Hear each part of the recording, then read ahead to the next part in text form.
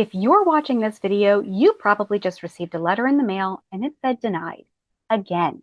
And right now you're thinking, do I just start over? Do I reapply?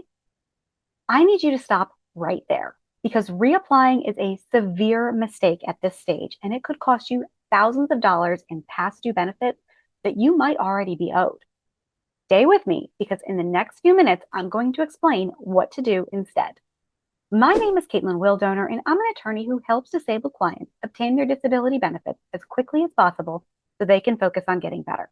In today's video, we're going to talk about what you should do if you just received a denial at the reconsideration level and why submitting a brand new application can set your claim back.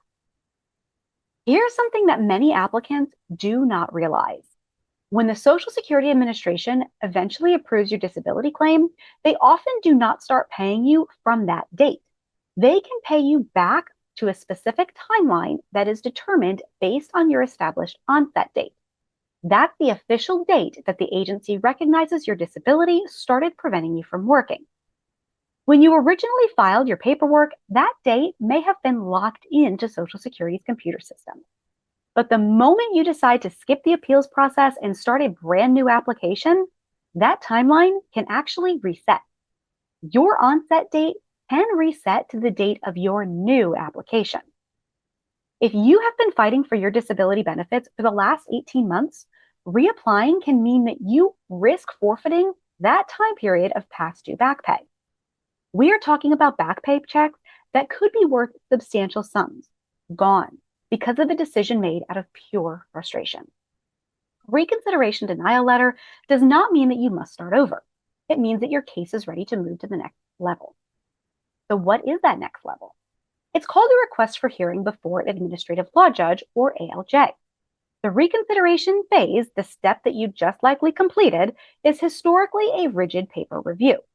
Statistics show that the majority of reconsideration requests face a denial. A different state-level examiner will review your medical file and often routinely reaches that same decision to deny disability benefits.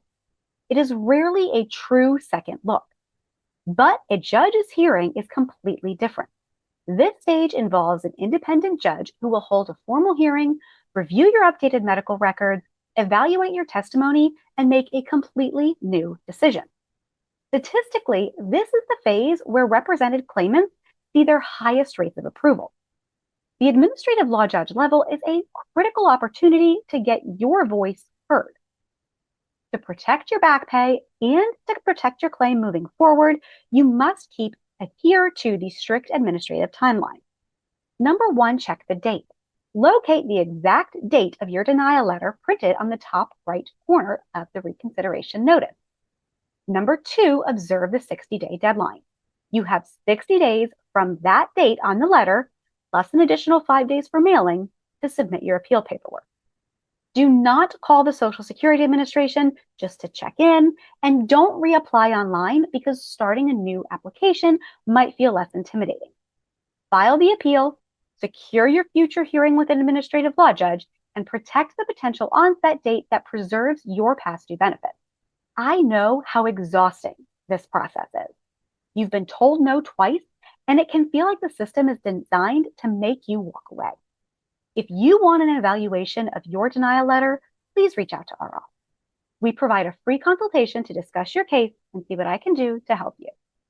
Thanks so much for watching. If you're disabled and unable to work, click the scheduling link below or give us a call directly to set up your free consultation.